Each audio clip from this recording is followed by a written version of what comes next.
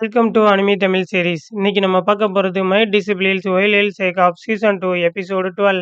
இன்னும் நம்ம சேனலை சப்ஸ்கிரைப் பண்ணலைன்னா சப்ஸ்கிரைப் பண்ணிக்கோங்க. பக்கத்தில் இருக்க பெல் பட்டனை கிளிக் பண்ணிக்கோங்க. அப்பதான் நான் போடுற வீடியோ நோட்டிஃபிகேஷனாக வரும். நீங்கள் போடுற ஒவ்வொரு சப்ஸ்கிரைப்பும் எனக்கு அடுத்தடுத்த வீடியோ போட மோட்டிவேஷனாக இருக்கும். வாங்க வளன்னு பேசாம எபிசோடுக்குள்ள போகலாம். ஹீரோ அந்த மாநாடு நடக்கிற இடத்துக்கு வந்துட்டு நடந்து போயிட்டு இருக்கான். அப்ப என்னடான்னா அங்க ஒரு கழுகுல வந்துட்டு ஒரு அழகான பொண்ணு வந்து அந்த கழுகு மேல உட்காந்து பயணம் செஞ்சுட்டு இருக்கான்.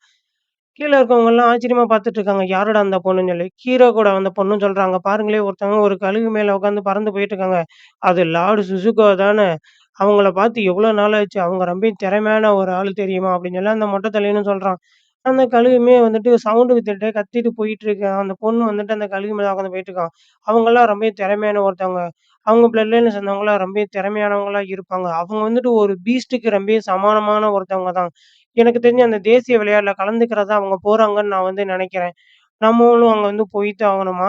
இது ரொம்ப கஷ்டமா இருக்கும்னு சொல்லி ஹீரோ கூட இருக்க பொண்ணு சொல்றா. அவங்களுடைய தேசத்த சேர்ந்தவங்க எல்லாருமே தனியா இருக்கணும் அப்படிங்கிறதுக்காக, மத்த பீப்பிள விட அவங்க வந்து தனிப்பட்ட அவங்களுக்குன்னு ஒரு கோட்டவே அவங்க வந்து வச்சிருக்காங்க. அவங்க நார்மல் பீப்பிள் மாதிரி இருக்கவே மாட்டாங்க. அவங்க வந்துட்டு அவங்களுக்குன்னு ஒரு தனியா ஒரு ஃபேரி கோட் வச்சிருக்கனால தான் அவங்க இந்த அளவுக்கு இருக்காங்கன்னு சொல்லி ஹீரோ கூட இருக்க பொண்ணு சொல்றான். அவங்க இந்த தேசிய விளையாட்டுல கலந்துக்கிட்டாங்கன்னா, நமக்கு கொஞ்சம் கஷ்டமா தான் இருக்கும். இதே 10 வருஷத்துக்கு முன்னாடி அவங்க தான் இது எல்லாமே வச்சிருந்தாங்க. ஆனா இப்ப செங்கான் கிட்ட தான் எல்லாமே போயிருச்சு. ஆனா என்ன நடக்குதுன்னு எனக்கே ஒண்ணும் தெரியலன்னு அந்த பொண்ணு சொல்றா. அவன் ஹீரோவுக்கு கூட பின்னாடி நின்னுட்டு இருக்கவன் ஒரு மாதிரி பார்த்துட்டு இருக்கான். கடைசியா நான் அவங்கள ஒரு தடவ பார்த்துட்டேன். என்னோட ப்ரீவியஸ் லைஃப்ல எனக்கு வந்து அப்ப அடிபட்டுருந்துச்சு. என்னோட கை உடைஞ்சிருந்துச்சு. அப்ப நான் என்ன பண்றேன்னே தெரியாம இருந்தேன். என்னுடைய ஆன்மீக பவர் வந்துட்டு எப்படி வந்து கண்ட்ரோல் பண்ணணும்னு எனக்கு அப்பதான் தெரிஞ்சுச்சு. இந்த தேசிய விளையாட்டுல கண்டிப்பா நான் அத எனக்கு இப்ப சாதகமா நான் வந்து பயன்படுத்திக்கிறணும். யாருக்கு முன்னாடி நான் நிக்கணும்னு அவசியம் கிடையாது. மத்தவங்க சண்டை போடுறப்ப நான் பின்னாடி இருந்து அந்த மந்திரத்த சொன்னா போதும். அந்த மந்திரம் அது பரம்பரை பரம்பரையா அது அடுத்தடுத்த தலைமுறைக்கு வந்துட்டுருக்கு. என்கிட்ட அந்த மந்திரம் இருக்கு. ஆனா என்ன அது சின்ன சின்ன துண்டுகளா தான் இருக்கு. மொத்த மந்திரமும் மட்டும் என்கிட்ட கிடைச்சுச்சுன்னா, அந்த 9 எழுத்து மந்திரத்த வச்சு மொத்த ஹெவனவே என் கண்ட்ரோலுக்கு நான் வந்து கொண்டு வந்துருவேன். அந்த மந்திரம் எனக்கு கண்டிப்பா தேவைப்படுது. நான் என்ன பண்றது? எல்லாருமே அந்த ஃபேரி கார்டனுக்கு தான் போணும்னு ஆசைப்பட்டுட்டு இருக்காங்க. அவங்க எல்லாத்தையும் என்னால கண்ட்ரோல் பண்ண முடியும். அப்புறம் அந்த மந்திரம் மட்டும் என்கிட்ட இருக்குன்னு தெரிஞ்சு அந்த சுசுகோவே என் பேச்ச கேட்பான். என் சைடு வந்து சேர்ந்துக்கோன்னு சொல்லுவா. அவ மட்டும் என் சைடு சேர்ந்துக்கிட்டா அப்டின்னா, என்னுடைய ப்ரீவியஸ் லைஃப்ல நான் பட்ட கஷ்டம் எல்லாமே சரியா போயிரும். இந்த முறை நான் வந்து கண்டிப்பா நான் வந்து தோத்து போகவே மாட்டேன். இது எனக்கு கிடைச்ச ஒரு நல்ல வாய்ப்பு. லார்ட் சுசுகா மட்டும் என் சைடு வந்து சேர்ந்துக்கிட்டான்னா, இந்த மொத்த மந்திரமும் எனக்கு தான் கிடைக்கும். அந்த 9 சொல் மந்திரத்த வச்சு நான் மத்த ஹெவனவே நான் வந்து கண்ட்ரோல் பண்ணலாம். எல்லாரும் எனக்கு கீழ தான் இருப்பாங்க. எல்லாரும் என்னுடைய கைக்குள்ள தான் இருப்பாங்க. என்னால பண்ண முடியாதுன்னு எதுவுமே கிடையாது. இதுக்கு நான் வந்து சேக்ரிஃபைஸா பண்ண போறதே அந்த சுசுகோவ தான் அப்படின்னு சொல்லி வில்லத்தனமா ஒரு திட்டத்த வந்து தீட்டிட்டு இருக்கான். சிசுகோவ வந்து ஒரு பகடைக்காயா வச்சு நான் வந்து பின்னாடி இருந்து எல்லாரையும் நான் வந்து அட்டாக் பண்ணிடலாம். இது நல்ல ஒரு ஐடியா தான் அப்படின்னு சொல்லி அவன் வில்லத்தனமா வந்து சிரிச்சுக்கிட்டு இருக்கான். யாரும் வந்துட்டு நம்மள வந்து பார்க்கல. இந்த டைம் தான் நமக்கு வந்து சரியான நேரம். என்கிட்ட இப்ப 5 சொல் மந்திரம் இருக்கு.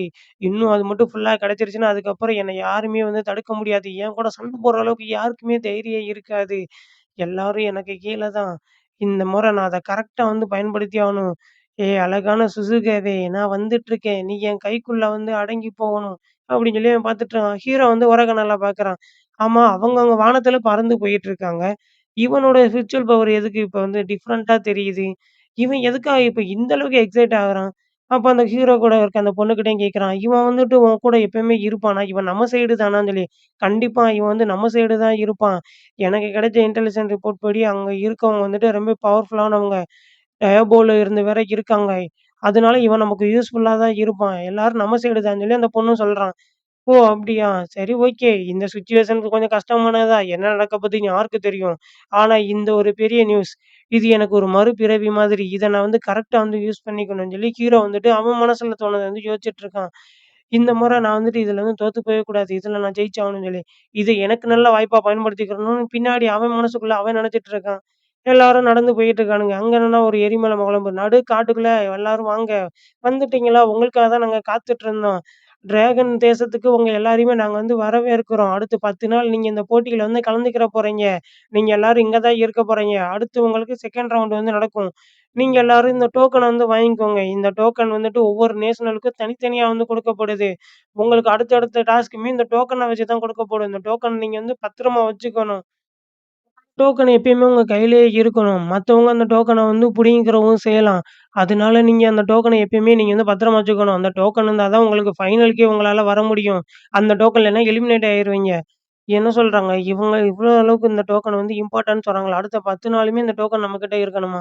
ஒருவேள நம்மள இத அடிச்சு யாரும் புடுங்கிட்டா என்ன பண்றதுன்னு சொல்லி அந்த பொண்ணு யோசிச்சுட்டு இருக்கா. இந்த டோக்கன வந்துட்டு யாரும் வந்து இப்படி வந்து புடுங்க மாட்டாங்க. இந்த டோக்கன் வந்துட்டு உங்க கையிலேருந்து போயிட்டுனா நீங்க எலிமினேட் ஆயிருவீங்க. அதுக்காக நீங்க வந்துட்டு கேம்ப்ல இருக்க இன்னொரு ஆள நீங்க போய் அட்டாக் பண்ணவோ, இல்ல கொல்லவோ வந்து கூடாது. அப்படி பண்ணீங்கன்னா, நீங்க இங்கருந்து வெளிய போயிருவீங்க. உங்க எல்லாருக்குமே என்னுடைய வாழ்த்துக்கள்ன்னு சொல்றான். ஹீரோ அவன் கிட்ட நீங்க இந்த டோக்கன் எல்லாம் நீங்க வந்து பத்திரமா வச்சுக்கோங்க. நம்மளுக்கு இந்த டோக்கன் கண்டிப்பா தேவைப்படும். நம்ம இத வச்சிருந்தா தான் அடுத்தடுத்து இந்த ரூல்ஸ் படி அடுத்தவங்கட்டருந்து இந்த டோக்கன் வந்து எடுத்துக்கிற முடியும். இந்த ரூல்ஸ்ல சொன்னத வச்சு பார்க்கும்போது, நம்ம எதுவுமே செய்யலைன்னா கூட இந்த டோக்கன பத்திரமா வச்சிருந்தா நம்மளால ஃபைனலுக்கு போயிற முடியும் போலயே! ஆனா என்ன நமக்கு வந்துட்டு ரொம்ப குறைவான பாதுகாப்பு தான் இருக்கு. நம்ம இப்ப என்ன பண்றது? அப்படின்னு சொல்லி அந்த மொட்ட தலைவன் பேசுறான். நம்ம எல்லாருமே இப்ப வந்து போட்டியிடறதுக்கு வந்து ரெடியா இருக்கோம். இப்ப நம்ம வந்து என்ன பண்ணலாம்? நம்ம இப்பல்லாம் பாதுகாப்பா இருக்கணும்னு சொல்றான். எனக்கு கிடைச்ச வந்துட்டு செய்திய நான் உங்ககிட்ட சொல்லிர்றேன். இந்த போட்டியில மொத்தம் வந்து 5 நாடுகள் வந்து கலந்துக்கிற போகுது.